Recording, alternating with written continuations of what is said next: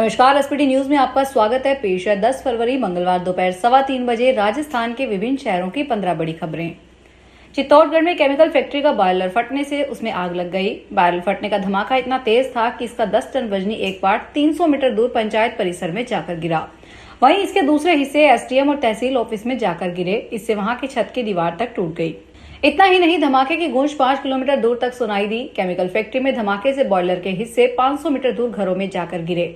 आग इतनी भीषण थी कि केमिकल फैक्ट्री के पास बनी स्क्रैप फैक्ट्री को भी अपनी चपेट में ले लिया। मामला जिले के कपासन कस्बे में स्थित रिको इंडस्ट्रियल एरिया में सोमवार रात का है। केंद्रीय माध्यमिक शिक्षा बोर्ड अब परीक्षा मूल्यांकन में डिजिटल क्रांति लाने जा रहा है। 2026 की परीक्षाओं से शुरू होकर कक्षा 12 की उत्तर पुस्तिकाओं की जांच ऑन स्क्रीन मार्किंग से होगी। बोर्ड ने इसकी तैयारी शुरू कर दी है। बोर्ड का मानना है कि इसमें न सिर्फ गलतियां कम होगी बल्कि समय और पैसे की भी बड़ी बचत होगी। देश भर से कक्षा 11वीं और 12वीं में पढ़ाने वाले टीचर्स का पैनल तैयार करने के लिए उनका डिटेल मांगा गया है।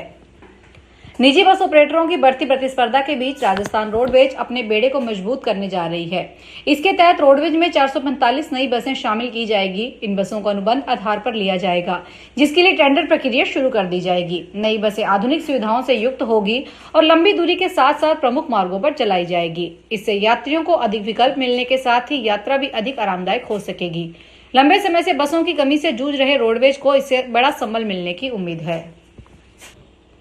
राजस्थान के सीएम भजनलाल शर्मा आज मंगलवार को जयपुर के आराध्य देव गोविंद देव जी मंदिर पहुंचे, जहां उन्होंने विधि विधान से दर्शन कर प्रदेश के खुशहाली की कामना की।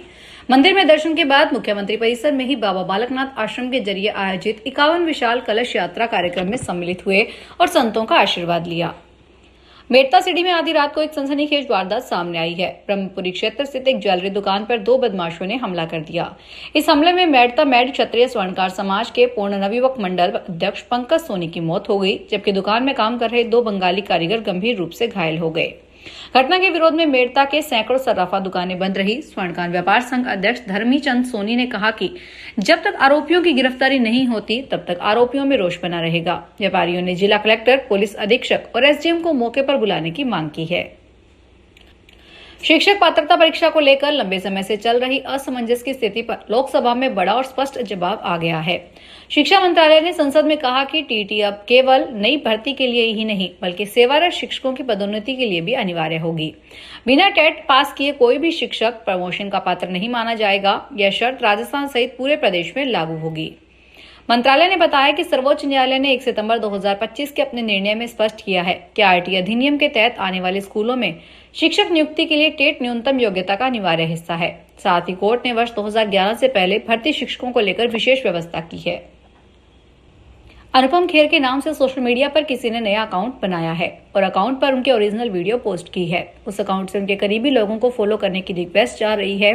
सोशल मीडिया पर इन दिनों बॉलीवुड सेलेब्स के नाम से अकाउंट बनाकर पैसे ऐंठने के कई मामले सामने आए हैं। फर्जी अकाउंट से फिल्मों में निवेश कर मोटे फायदे का लालच दिया जाता है और लोग इसमें झांसे में फंस भी जाते हैं। जब उनके दोस्तों ने अभिनेता से दूसरा अकाउंट खोलने का कारण पूछा तब जाकर पता चला कि फेक है। अभिनेता ने वीडियो जारी कर बताया कि उनका सिर्फ एक ही ओरिजिनल अकाउंट है।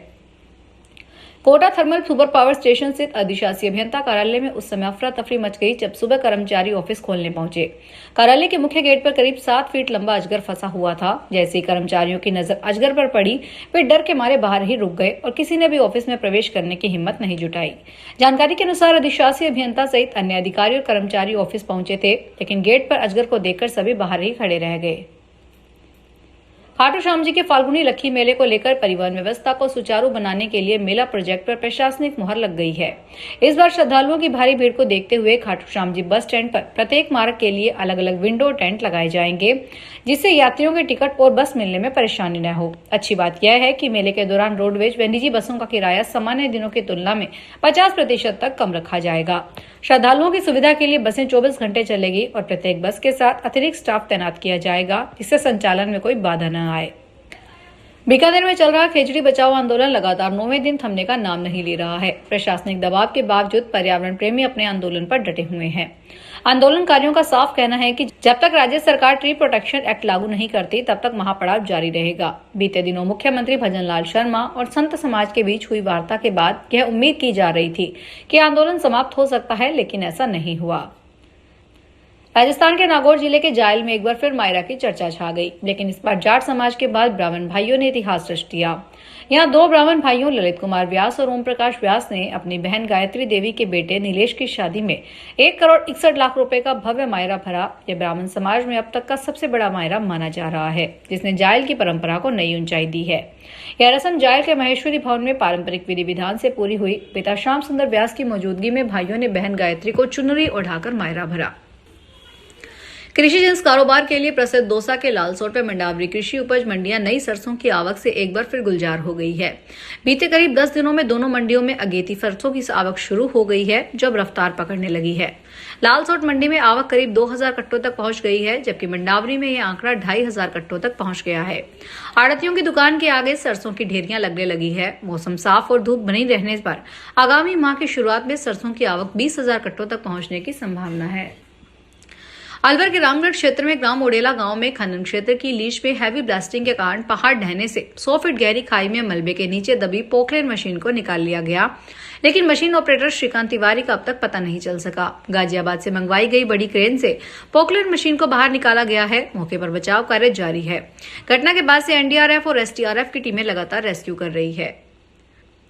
जैसलमेर जिले में बिजली बिल नहीं भरने वाले उपभोक्ताओं के अब बिजली कनेक्शन काटने की तैयारी की जा रही है। अकेले जैसलमेर शहर और आसपास के क्षेत्रों के उपभोक्ताओं को 11,40,00,000 रुपए बिजली बिल बकाया है। इसे लेकर डिस्कॉम प्रबंधन ने अब जीरो टॉलरेंस की नीति अपनाते हुए सख्त कार्रवाई के निर्देश दिए हैं। जैसलमेर डिस्कॉम के सहायक अभियंता प्रदीप बारूवाल ने स्पष्ट किया है कि अब नोटिस के बजाय सीधे बिजली कनेक्शन काटने की कार्रवाई होगी। इसके लिए नेताओं या अधिकारियों की सिफारिश भी नहीं चलेगी और कड़ा एक्शन होगा। आगरा में ट्रांस यमुना क्षेत्र के शहादरा बगीची में घटना पशु प्रेम की मिसाल बनी है। एक और जहां शहर में आवारा कुत्तों को लेकर विवाद चल रहे हैं, वहीं एक परिवार ने अपने 14 साल पुराने पालतू कुत्ते टाइगर को बेटे की तरह मानकर हिंदू रीति रिवाज से अंतिम संस्कार किया। शोक में मुंडन भी करवाया। 13वें के दिन आत्मा की शांति के लिए हवन किया और ब्रह्म भोज का आयोजन कर मोहल्ले वालों को भोजन करवाया। परिवार के लोगों ने बताया कि टाइगर सिर्फ एक कुत्ता नहीं था, वह परिवार का हिस्सा था। उसकी यादें अब इस घर में जीवित है। यह घटना पशु प्रेम की मिसाल बन गई है। फिलहाल इस बुलेटिन में इतना ही। फिर हाजिर होंगे बड़ी खबरों के साथ।